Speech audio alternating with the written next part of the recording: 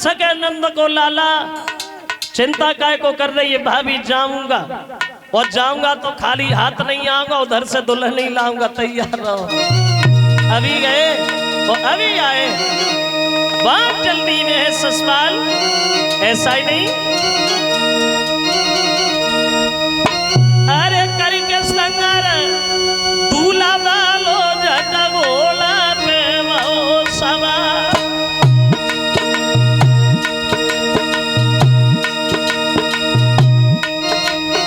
और जैसे कदम धरो तो आगे सम्मुख छीक तला को खाई।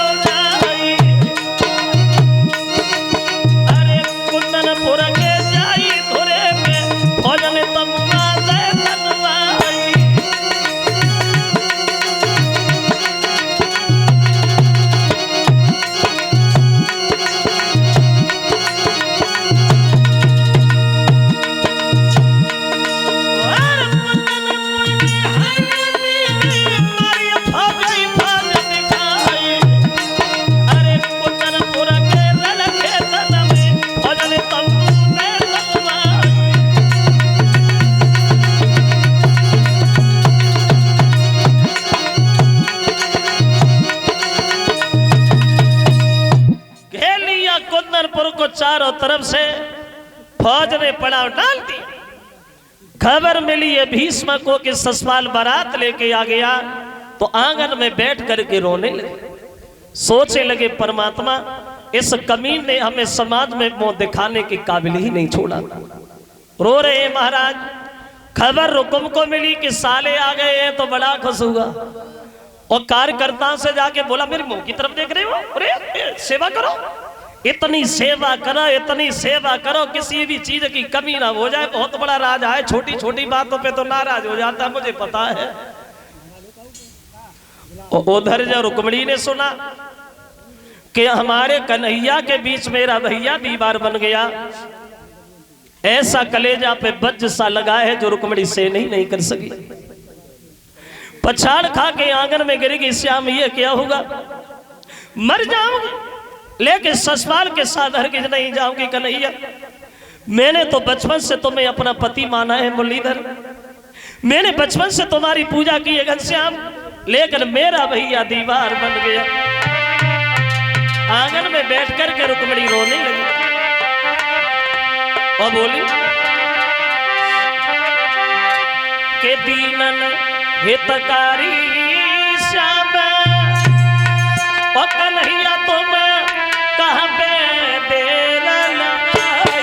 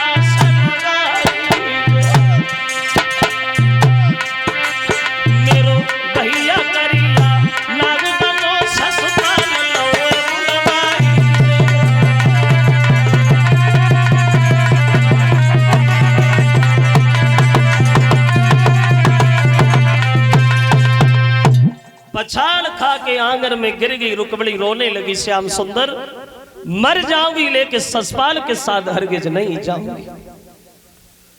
ये 50 रुपया हमें भिजवा रहे हैं रजनीश यादव, ये गिलुआ के रहने वाले हैं। 101 रुपया शिवम शर्मा, छवि कांसनो, पंडित कालीचरण शास्त्री जो ग्राम उद्देतपुर नगला चंदी के रहने वाले हैं, उनकी तरफ से 101 रुपया हमारे करीब आया है। भगवान धर्म के आगे हाथ अग्रसर बने रहे। श्रोताओं, रो रही आंगन में बैठी बैठी कि जान दे दूंगी लेकिन ससपाल के साथ शादी नहीं करूंगी। कलश वाली कन्याएं खड़ी हो जाइए, जिन लोगों ने कलश भरे हैं आगे आ जाए। तो एक ब्राह्मण पहुंच गए हैं रुक्मिणी के दरवाजे पे, आवाज लगाइए बेटी भिक्षा डालो। तो रुक्मिणी रोती हुई दरवाजे पे आई हैं, बोले ब्राह्मण देव यहां आज आपको भीख भी नहीं मिलेगी। क्यों? हमने तो ये सुना है कि कल परसों तेरी शादी है, और ऐसे खुशी के समय पे आंखों में आंसू तू रोकाए को रही है। कहने लगी पंडित जी ये शादी थोड़ी हो रही है, मेरे जीवन की बर्बादी हो रही है। हाँ, ये शादी मेरे मर्जी के खिलाफ हो रही है। मेरा भैया मेरी शादी जबरदस्ती करा रहा है, मैं तो इस ससपाल से शादी करना ही नहीं चाहती। तो तू करना किससे चाहती है?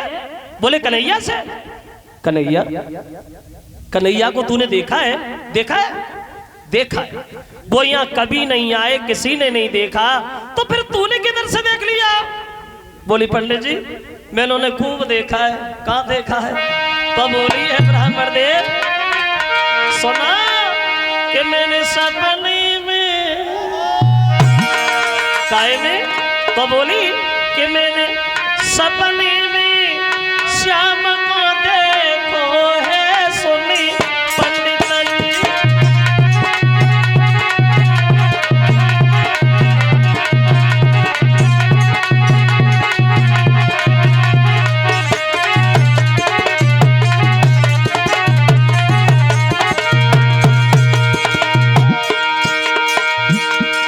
सपने चलो अच्छी बात है, देखो है, और जब देखो है तो बात हो भाई हो। बोले बात हो भाई, कहा भाई? तो बोली कहीं ना श्याम चिट्ठिया भेजा भाइयों,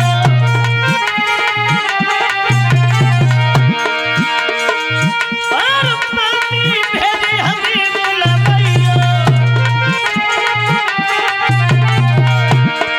पंडित जी बोले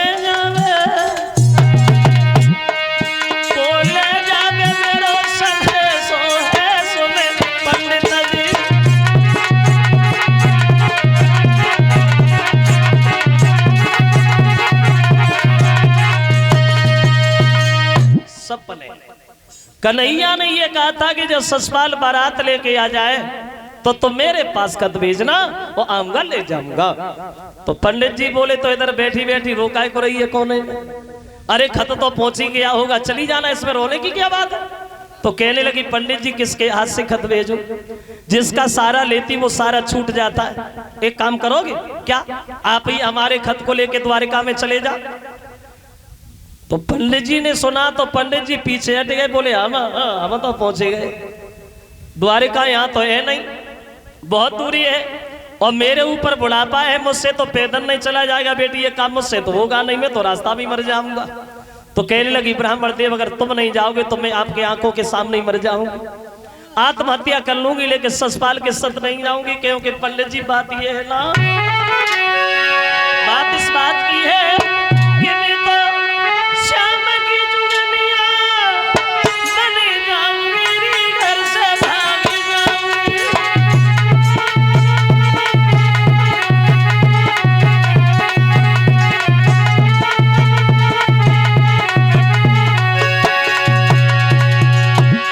ए ब्राह्मण देव नहीं जियोगी, मर जाऊंगी, मैं तो श्याम की जुगनिया बन जाऊंगी, घर से भाग जाऊंगी।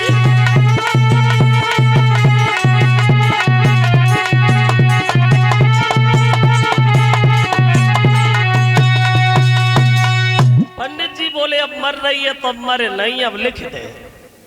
लिखो, पहुंच गए तो पहुंच गए और ना पहुंच गए तो पहुंच गए, रास्ता में मर गए फिर भी पहुंच जाएंगे, तेरी खबर जरूर हो जाएगी। लिख दे। खत लिखने लगी भगवान श्याम सुंदर, मैंने बचपन से तुम्हें अपना पति माना है मुरलीधर, मैंने बचपन से तुम्हारी पूजा की है घनश्याम, लेकिन मेरा भैया हम दोनों के बीच दीवार बन गया है। अगर तुम नहीं आओगे तो यहाँ रुक्मिणी की लाश भी तुम्हें देखने को नहीं मिलेगी। और वो खत बूढ़े से ब्राह्मण को दिया, कर ले जा ब्राह्मण देव अब चले हैं पंडित जी कुंदनपुर से द्वारिका में। मन में विचार किया चलो रुक्मिणी का काम भी हो जाएगा और हमें दर्शन भी हो जाएंगे, भगवान के दोनों ही काम हो जाएगा। बड़े आगे अब ज्यादा नहीं 2-4 कोस ही निकल पाए, अब बुढ़ापे में पैदल ही नहीं चला जा रहा है। पंडित जी मन में सोच रहे अभी तो कुछ भी नहीं चल पाए, और ताकत कहाँ लगा, पैर काम ही नहीं कर रहे। तो पंडित जी ने मन में सोचा भैया बुढ़ापा है और ज्यादा ताकत भी बिंद का बिना मतलब में, और बोले कि अब दोपहरी बिलमाइल, बोले कि अब दोपहरी बिलमाइल जाई बगिया में दोपहरी बिलमाइल।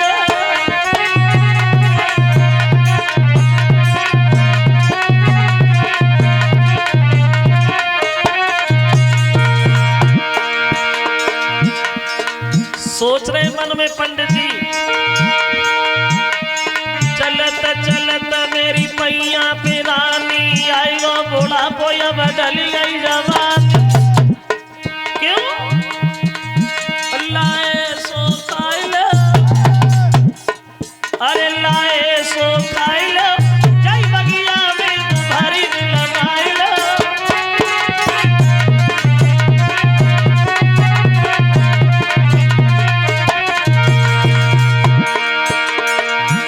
मन में विचार किया, सुंदर देखे कभी पल की छाया,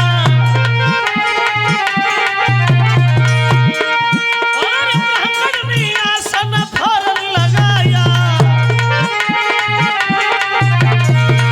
प्रदीप कचवारी गुन गाइल, अरे हरि गुन गाइल जय बगिया में तुम्हारी लगाइल।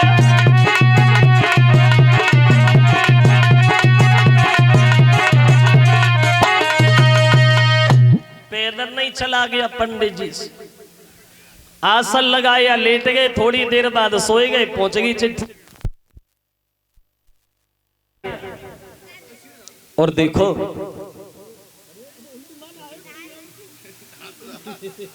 बुढ़ापे में पैदल ही नहीं बल्कि बुढ़ापे में तो कुछ होता ही नहीं है।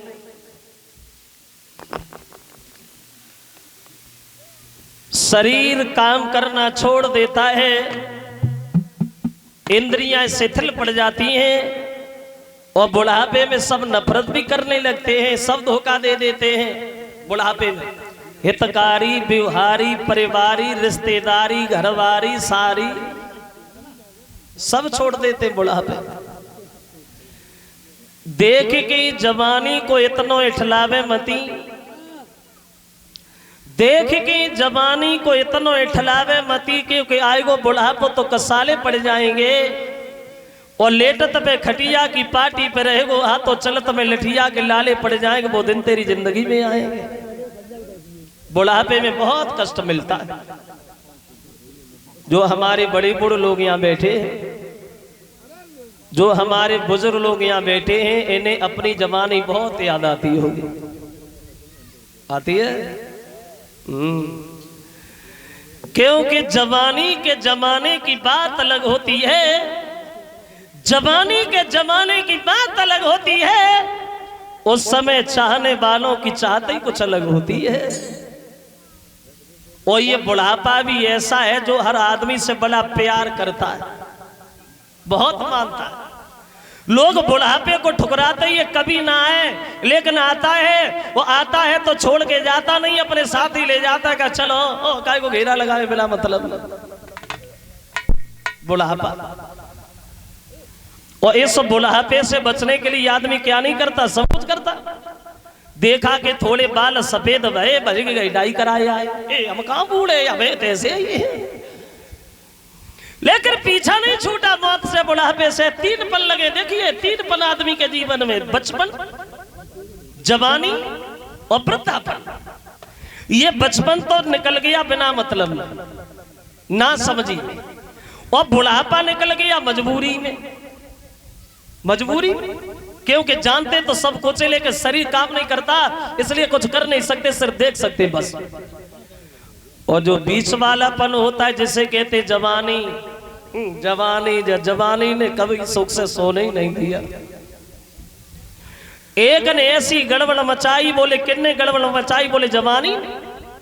एक ने ऐसी गड़बड़ मचाई, नर से नारी की जोड़ी मिलाई, बच्ची बच्चा वह खुशी मन मनाई, जो कजो जीवन में करी कमाई, वह सब बच्ची बचने के काम में आई।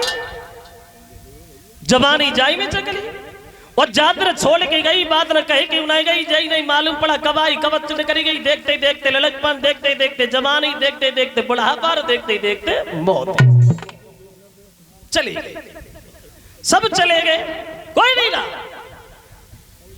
नंबरदार, असरदार, कदरदार, हवलदार, थानेदार, सूबेदार, पल्लेदार, जिम्मेदार, रिश्तेदार, मतलब जितने थे दार दार वो सब चले गए, और जो रह गए वो भी चले जाएंगे। यहाँ रहना किसी को नहीं है, और जो जाना ही जरूरी है तो फिर कहेंगे जब बखा देख देख के मरे जाते के दिन तो जाइए ही जाइए। तो ऐसे बनो जो तुम्हारे जाने के बाद लोग तुम्हें रह जाने वाले याद करें, बरसों तक तुम्हारा नाम ले। वो ऐसे बन के न जियो जो तुम्हारे जाने के बाद लोग तुम्हें भूलना और तुम्हें गालियां दें। वैसे हमारे बड़े बुजुर्ग यहाँ बैठे हैं, देखा होगा आपने, कुछ लोग जब दुनिया को छोड़ के जाते तो लोग उनके पीछे रोते, और कुछ लोग जब मरते हैं तो खुशियां मनाते, भला रहा मर गया, बीमारी कटी, बहुत बेकार आदमी था। अरे जिंदगी तो एक ही है। तो ऐसे बनो जो कुछ ऐसा करके दिखा जो समाज में लोग तुम्हारी प्रशंसा करें, तुम्हारा नाम ले। जानवरों की तरह, पशु पक्षियों की तरह जीवन भर पेट ही भरते रहे, और पेट भरने के अलावा जीवन में कुछ कर नहीं पाए, तो ऐसे जीवन से फायदे क्या होगा। ना आते तो ही बड़ी आते, काय को भावई उठाए। देखिए ये कभी कहता है कि पहला कितनी लगवाई लिए पर